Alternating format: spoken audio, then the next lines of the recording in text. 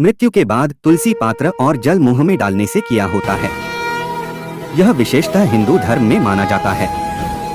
एक दिन भगवान श्री कृष्ण और माता लक्ष्मी अपने धाम वैकुंठ में शेष साया पर बैठे तुलसी पात्र के कथा सुना रहे थे। अगर आप तुलसी पात्र को कथा सुनना चाहते हैं तो चैनल को सब्सक्राइब जरूर करें।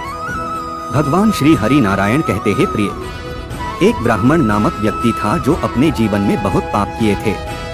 उसकी मृत्यु हो गई और उसकी आत्मा को शांति नहीं मिल रही थी। उसकी पत्नी ने इस पर अत्यंत दुखी होकर एक साधु से मिलने के लिए निवेदन किया। साधु ने उसे तुलसी के पात्र में जल डालकर आत्मा को शांति दिलाने का समाधान बताया।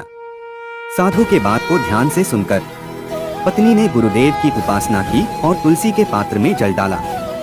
यह कर्तव्य उन्होंने निर्धारित समय पर निरंतर किया। धीरे धीरे उसके पति की आत्मा को शांति मिलने लगी और वह स्वर्ग में प्रवेश कर गए।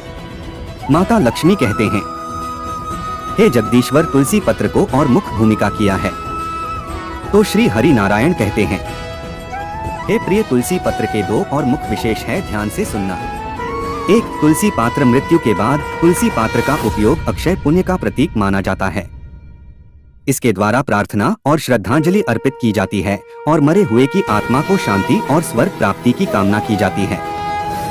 2, जल मुंह में डालना। जल मुंह में डालने का क्रियावारण सांस्कृतिक धार्मिक क्रिया हो सकता है, जिसमें श्रद्धालु व्यक्ति मृतक की आत्मा को श्रद्धा और प्रेम के साथ स्मरण करता है। इसका मान्यतानुसार यह उनकी आत्मा को शांति और मोक्ष की ओर अग्रसर करने का एक तरीका हो सकता है।